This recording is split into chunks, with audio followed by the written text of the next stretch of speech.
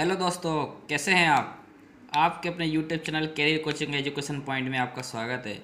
मैं पुष्पेंद्र लोधा आपके सामने फिर एक और महत्वपूर्ण टॉपिक नंबर सिस्टम लेने आया हूं। उससे पहले मैं आपको बता देता हूं, यदि आपने हमारे चैनल को सब्सक्राइब नहीं किया है तो प्लीज़ चैनल को सब्सक्राइब कीजिए, लाइक एंड शेयर कीजिए। दोस्तों, ये नंबर सिस्टम टॉपिक जो है हर एक एग्ज़ाम में आने वाला टॉपिक है। इसमें कई प्रकार के बिंदुओं या टॉपिक से क्वेश्चन पूछे जाते हैं, भिन्न भिन्न प्रकार के क्वेश्चन पूछे जाते हैं। आज मैं उन्हीं क्वेश्चनों में जो आपको परीक्षा में पूछे जाते हैं उनका आज बेसिक आपको बताने जा रहा हूँ।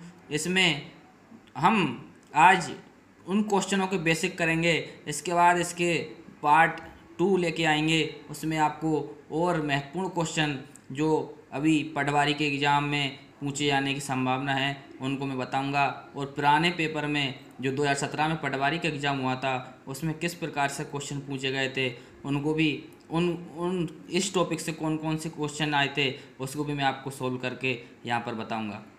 तो दोस्तों, आज हम नंबर सिस्टम का एक जो महत्वपूर्ण टॉपिक है उसका आज हम बेसिक पढ़ेंगे।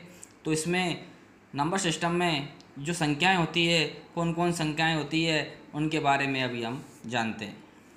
दोस्तों, सबसे पहले हम जानते हैं, पढ़ा होगा आपने कि प्राकृतिक संख्याएं क्या होती है। दोस्तों, मैं आपको बता दूं, प्राकृतिक संख्याएं हमारे 1 से स्टार्ट होती है। हमारे 1, 2, 3, 4, 5, 6, 7, 8 अनंतता की संख्याएं चलती रहती है। जो 1 से स्टार्ट होती है वो हमारी प्राकृतिक संख्याएं होती हैं। दोस्तों, दूसरी होती है वो होती है हमारी पूर्ण संख्याएं। दोस्तों, पूर्ण संख्याएं जो होती है 0 से स्टार्ट होती है वो हमारी पूर्ण संख्याएं कहलाती है। 0, 1, 2, 3 जिसमें 0 को शामिल कर लिया जाए वो हमारी पूर्ण संख्याएं होती है। दोस्तों, इसके बाद आगे आते हैं हम सम संख्याएं वो होती है जिसमें हमारा 2 का भाग चला जाए वो हमारी सम संख्याएं कहलाती है। जिसमें हमारा 2 का भाग चले जाए वो हमारी सम संख्याएं कहलाती है। दोस्तों, इसके बाद आती है विषम संख्याएं जो हमें जिसमें हमारा 2 का भाग नहीं जाता है वो हमारी विषम संख्याएं होती है। जिसे 1, 3, 5, 7, 9, 11, 13 इस तरह से ये हमारी विषम संख्याएं होती है। दोस्तों, इसके बाद एक और महत्वपूर्ण, यहाँ से कई बार प्रश्न पूछा गया है कि अभाज्य संख्याएं। दोस्तों, अभाज्य संख्याएं वह होती है जिसमें अपने जो खुद की स्वयं की संख्या का नंबर होता है और 1 के अलावा उसका भाग उसमें नहीं जाता है, किसी अन्य का भाग नहीं जाता है, वो हमारी अभाज्य संख्याएं कहलाती है। इससे अभाज्य संख्या से एक प्रश्न पूछा गया है कि सबसे छोटी अभाज्य संख्या कौन सी होती है। दोस्तों, मैं आपको बता दूं, सबसे छोटी अभाज्य संख्या परीक्षा में कई बार पूछा गया है। सबसे छोटी अभाज्य संख्या हमारी 2 होती है। तो दोस्तों, अभाज्य संख्या हमारी जिसमें स्वयं और 1 का अलावा किसी अन्य संख्या का भाग नहीं जाता है वो हमारी अभाज्य संख्याएं कहलाती है। जैसे 2, 3, 5, 7, 11, 13, 17, 19, 23, 29 ये हमारी अभाज्य संख्याएं होती है।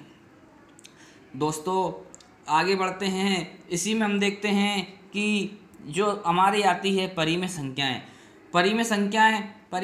वे होती है जिनको हम अंश बटे हर के रूप में व्यक्त कर सकते हैं, वो हमारी परिमेय संख्याएं कहलाती है। जिसको हम अंश बटे हर के रूप में व्यक्त कर सकते हैं वो हमारी परिमेय संख्याएं कहलाती है। इसी कड़ी में इसमें एक और अच्छा क्वेश्चन आता है। एक आगे बढ़ते हैं, देखते हैं। एक होती अपरिमेय संख्याएं वे संख्याएं जिसको अंश बटे हर के रूप में हम व्यक्त नहीं कर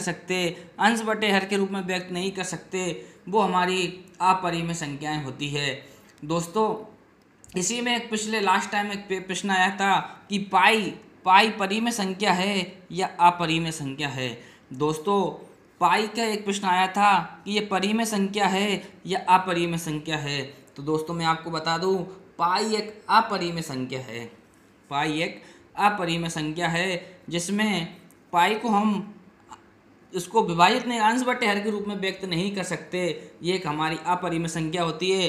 लेकिन यदि हम इसके एक नंबर जो परिमेय पाई का जो मान होता है 22/7, ये एक परिमेय संख्या है, ये एक परिमेय संख्या है।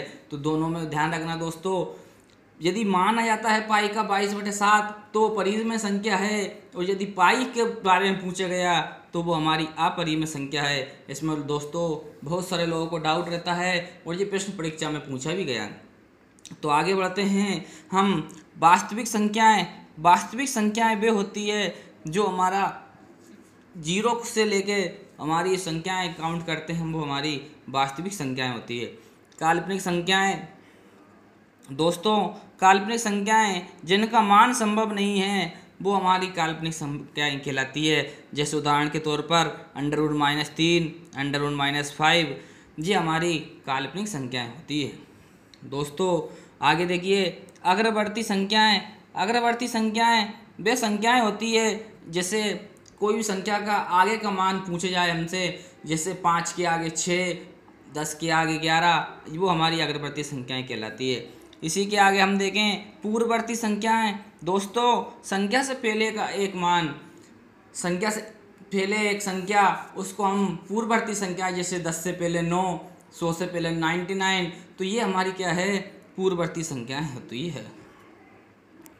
दोस्तों इसी कड़ी में आगे बढ़ते हुए हम इस टॉपिक से संबंधित कुछ क्वेश्चन को लेने जा रहे हैं जो परीक्षा में कई बार पूछे गए हैं। ये बहुत इजी क्वेश्चन है दोस्तों, इसी को हमने अभी बेस के तौर पे लिया है। इससे संबंधित हम भिन्न प्रकार के और कठिन क्वेश्चनों को अगले पार्ट में हम शामिल करेंगे। तो दोस्तों अभी हम सिर्फ इजी क्वेश्चनों को हल कर रहे हैं।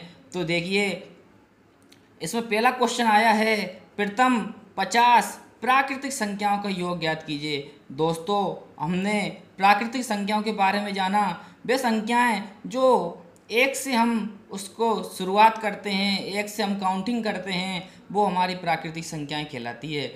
दोस्तों इसके लिए 1 से लेके 50 तक, या इसमें हम प्रथम 50 संख्याएं जो होगी हमारी, उनको हम 1 से 50 तक ही काउंट करेंगे। तो प्रथम 50 प्राकृतिक संख्याओं का योग ज्ञात कीजिए। प्रथम इस तरह से भी आ सकता है, प्रथम 100 संख्याओं का, प्राकृतिक संख्याओं का योग ज्ञात कीजिए। प्रथम 1000 प्राकृतिक संख्याओं को योग ज्ञात कीजिए। कोई सी भी 1 से लेके 50 तक प्राकृतिक संख्याओं को योग ज्ञात कीजिए, या 1 से लेके 100 तक, या 1 से लेके 1000 तक, किसी भी संख्या के प्राकृतिक संख्या जो होगी हमारी 1 से स्टार्ट करेंगे हम उसको, उसके कितने तक भी यदि योग ज्ञात करना हो तो हम उसके एक तरीका मैं आपको बता देता हूं दोस्तों। इसको हम 2 तरीके से मैं आपको बताऊंगा। एक सूत्र फॉर्मूला जो यूज करते हैं हम किताबों में, एक हमने जो अपनी ट्रिक बनाई है उसके द्वारा हम इसको सोल्व करेंगे। तो देखिए प्रथम प्राकृतिक संख्या का योग ज्ञात करने के लिए फॉर्मूला दिया गया है n मीन्स ये जितने भी नंबर्स जो संख्या आपकी पूछी गई है, n+1/2, n+1/2। तो देखिए इसमें 50 संख्याओं के बारे में पूछा गया, प्रथम 50 प्राकृतिक संख्याओं को। तो 50 कोष्टक 50 + 1/2, 50 इंटू 50 + 1 यानी 51/2। तो 2 से हमने डिवाइड किया 25, और इसके बाद हमारा जो इंटू करेंगे, मल्टीप्लाई करेंगे 25 × 51, तो ये हमारा आएगा 1275। दोस्तों इसी सवाल को हल करने के लिए एक तरीका और है जो हम डायरेक्ट तरीका यूज कर सकते हैं। इतना हमें कुछ करने की ज़रूरत नहीं है, इसमें फॉर्मूला याद करने की ज़रूरत भी नहीं है। बस एक शब्द याद रखना है आपको, संख्या जो संख्या दे रखी है, जैसे 50 संख्या है, इसकी संख्या इंटू अगली संख्या डिवाइड बाई 2, संख्या इंटू अगली संख्या डिवाइड बाई 2। जैसे 50 इंटू अगली संख्या उसकी 50 से 51 होगी, तो 50 × 51 डिवाइड बाई 2। दोस्तों इसको यदि हम सोल्व करेंगे तो ये हमारा आ जाता है 1275। तो दोस्तों इसी तरह हम कितने भी प्राकृतिक संख्याओं का योग ज्ञात करने के लिए यदि हमें पूछा जाएगा तो हम इसको आसानी से ज्ञात कर सकते हैं। देखिए अब यदि हमारा 51 से 100 तक की संख्याओं का योग ज्ञात करने के लिए बोले तो किस तरह से इस प्रश्न को हल करेंगे।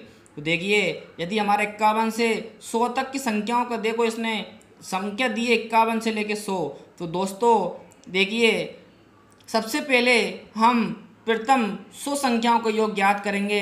इसके बाद 1 से लेकर 50 तक की जो संख्याएँ हैं उनको हम इसमें से माइनस कर देंगे, तो हमारा योग 51 से लेकर 100 तक की संख्याओं का योग हमारा आ जाएगा। तो देखिए, प्रथम 100 संख्याओं को योग ज्ञात करने के लिए तरीका है हमारा n+1/2, ये संख्या इनटू अगली संख्या डिवाइड बाई 2। तो हमने 1 से लेकर 100 तक का ज्ञात कर लेंगे पहले। इसके बाद जो बचेगा हमारा, जैसे हमने 1 से लेकर 50 तक, उसको उसमें से हम माइनस कर देंगे, तो माइनस 50 इंटू 51 डिवाइड बाई 2। तो इस तरह से हमारा इसको हल करने पर आएगा हमारा 5050, और माइनस इसको हल हमने इससे पहले किया था या अभी भी हल करके देख सकते हैं, तो ये आएगा हमारा 1275। 5050 में से 1275 यदि हम माइनस करेंगे तो ये हमारा आंसर आएगा 3775। दोस्तों, इसको हम संख्या इंटू अगली संख्या के द्वारा भी इसको हल कर सकते हैं। तो इस तरह से हम किसी भी संख्याओं कोई सी भी संख्या का, प्राकृतिक संख्याओं का कितने से लेकर कितने तक का भी हम योग ज्ञात कर सकते हैं। ये इसका सीधा डायरेक्ट ट्रिक है, शॉर्ट तरीका सूत्र भी है, और जो हमने तरीका आपको बताया था संख्या इंटू अगली संख्या, इसके द्वारा भी आप निकाल सकते हैं।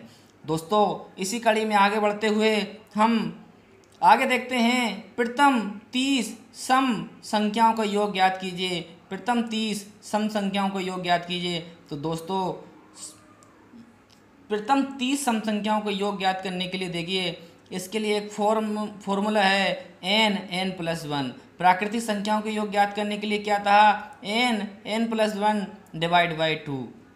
इसके लिए हमारा फॉर्मूला है n+1, ओनली n+1। तो प्रथम 30 का ये याद करने के लिए है n, हमारा ये संख्या है टोटल नंबर्स 30 + 1, यानी इसको हम सोल्व करेंगे 30 × 31 = 930। दोस्तों, इसने 30 तक नहीं बोला योग ज्ञात करने का। यदि 30 तक ज्ञात करने का बोलता तो 30 तक हमारी सम संख्याएं 15 होती है। इसने बोला है प्रथम 30 सम संख्याओं को योग ज्ञात कीजिए। तो प्रथम 30 कहाँ तक होगी, हमारी 60 तक होगी। तो ये ध्यान रखिए, प्रथम 30 संख्याओं को बोला है, तो n+1 संख्याएं हमारी कितनी, 30 + 1, तो यानी 30 × 31 यदि सोल्व करेंगे तो कितना हो जाएगा, 930। तो दोस्तों, इसके अथवा में इस तरह से क्वेश्चन आ सकता है 2 4 6 8 10 12 14 16 18 20, तो ये 60 तक संख्याएं होंगी। ये टोटल सम संख्याएं कितनी होंगी, हमारी 30 होगी। तो इस तरह से दोस्तों, हम इसको सम संख्याओं का योग भी हम ज्ञात कर सकते हैं। इसी कड़ी में देखिए दोस्तों, अब हम विषम संख्याओं का योग ज्ञात करने के लिए आपको बताएंगे। तो दोस्तों, विषम संख्याओं का योग ज्ञात करने के लिए एक तरीका है, एक सूत्र है इसका n², यानी संख्या का स्क्वायर कर दीजिए, आपके विषम संख्याओं का योग निकल आएगा। तो इस प्रश्न आया है आपका, प्रथम 65 विषम संख्याओं को योग ज्ञात कीजिए। तो प्रथम 65 संख्या कितनी है हमारी, नंबर कितने हैं, 65। तो इसका स्क्वायर कर देंगे हम 65 × 65, तो इसका मल्टीप्लाई जब करेंगे हमारा आंसर आएगा 4225। तो इस तरह से हम दोस्तों विषम संख्याओं को योग भी हम इसके संख्या के स्क्वायर यानी n² करके हम विषम संख्याओं को योग भी हम निकाल सकते हैं। दोस्तों, इसी कड़ी में आगे बढ़ते हुए एक सवाल आपके लिए मैं लेके आया हूँ। एक बहुत अच्छा सवाल है, इसका मैंने आपको शॉर्ट तरीके से आपको मैं बताऊँगा कि दो संख्याओं का योग 46 है तथा उनका अंतर 14 यानी 14 है, तो छोटी व बड़ी संख्या बताइए।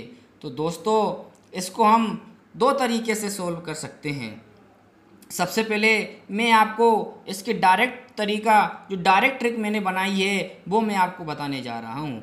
तो देखिए, सबसे पहले हम बड़ी संख्या निकालना है हमें, तो दोनों संख्याओं का योग यानी जो हमें दे रखा है उसको जोड़कर हम 2 से भाग दे देंगे।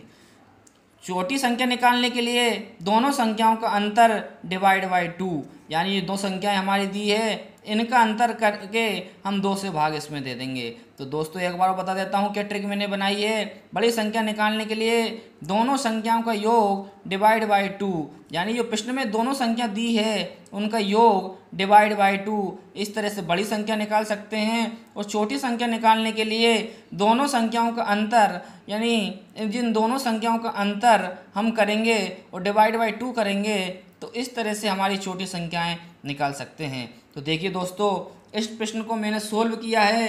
तो बड़ी संख्या निकालने के लिए मैंने आपको बताया था दोनों संख्याओं का योग divide by 2, 46 plus 14 divide by 2, तो 60 बटे 2 बराबर 30। तो बड़ी संख्या हमारी आ जाती है 30। छोटी संख्या निकालने के लिए मैंने आपको बताया था दोनों संख्याओं का अंतर डिवाइड बाई 2, यानी 46 minus 14 divide by 2, 32 divide by 2 equal 16। तो हमारी छोटी संख्या जो निकल आती है 16 और बड़ी संख्या जो निकल आती है वो हमारी 30। तो यदि हम दोनों का योग करके भी हम इसको चेक कर सकते हैं, 30 प्लस 16 यानी हमारा हो जाता है योग 46। अंतर भी हम देख सकते हैं, 30 माइनस 16 ये हमारा हो जाता है 14। तो इस तरह से दोस्तों ये एक शॉर्ट ट्रिक के माध्यम से छोटी संख्या और बड़ी संख्या हम निकाल सकते हैं। इसी में यदि आप बेसिक तरीके से आप समझना चाहते हैं तो बेसिक तरीका मैं आपको बता देता हूँ। इसका बेसिक तरीका जो हम नॉर्मली यूज करते हैं, तो प्रश्न हमारा था कि दो संख्याओं का योग 46 है तथा उनका अंतर 14 है, तो छोटी व बड़ी संख्या ज्ञात कीजिए। दोस्तों देखिए, माना कि मैंने जो दोनों संख्याएं x तथा y मानी हैं, तो दोनों का योग x प्लस y, दोनों संख्याओं का योग 46 है, इसको मैंने समीकरण नंबर 1 बना लिया। दूसरा इसमें बताया गया तथा उनका अंतर 14 है, तो दोस्तों x माइनस वाई बराबर 14, ये मैंने दूसरा समीकरण बना लिया। तो दोनों समीकरणों को विलोपन विधि से हल करने पर देखिए x plus y equal 46, x minus y equal 14। तो देखिए y plus y minus y cancel हो जाता है, तो यहाँ पर 2x बचता है, 2x इक्वल 60। तो x की वैल्यू हमारी 60/2 यानी 30 हमारा निकल आता है। तो इस 30 को समीकरण नंबर 1 में हमने इसको पुट कर दिया, रख दिया। x प्लस वाई इक्वल 46 था, x की वैल्यू 30 प्लस वाई इक्वल 46, तो y की वैल्यू 46 माइनस 30 इक्वल 16। तो दोस्तों हमारी बड़ी संख्या जो है 30 और छोटी संख्या हमारी 16 आ जाती है। तो दोस्तों इस तरह से मैंने आज आपको नंबर सिस्टम का जो बेसिक क्वेश्चन होते हैं, जो परीक्षा में कई बार पूछे भी गए, वो भी मैंने आपको बताए हैं। इसी पार्ट में हम इसका सेकंड पार्ट लेके आएंगे, उसमें आपको कई प्रकार के क्वेश्चन सोल्व करके आपको बताए जाएंगे, वो भी बहुत सिंपल ट्रिक से। पिछले साल पटवारी के एग्जाम में जो नंबर सिस्टम से क्वेश्चन आए थे उनको भी हम आपको बताएंगे, और रेलवे में किस तरह से क्वेश्चन पूछे जाते हैं, एमपी पुलिस में किस तरह से क्वेश्चन पूछे जाते हैं, टीचर भर्ती में किस तरह के क्वेश्चन पूछे जाते हैं, वो भी हम आपको इस यूट्यूब चैनल के माध्यम से आपको बताएंगे। दोस्तों अब हम आज इसी कड़ी में आपको गणित के जितने भी सारे टॉपिक हैं उनको हम कवर कराएंगे। तो इस तरह से आप हमारे चैनल को सब्सक्राइब कीजिए, लाइक एंड शेयर कीजिए, और इस चैनल के द्वारा आपको भिन्न भिन्न प्रतियोगी परीक्षाओं की तैयारी भी कराई जाएगी, और आपको इसमें हम कई प्रकार के जो पुराने क्वेश्चन पेपर हैं उनको भी हम सोल्व करके बताएंगे। मैथ्स, रीजनिंग, जीके, साइंस और भिन्न भिन्न टॉपिक जो परीक्षा में पूछे जाएंगे वो उनको भी हम कवर कराएंगे। तो इस तरह दोस्तों हमारे चैनल को सब्सक्राइब कीजिए, लाइक एंड शेयर कीजिए। Thank you.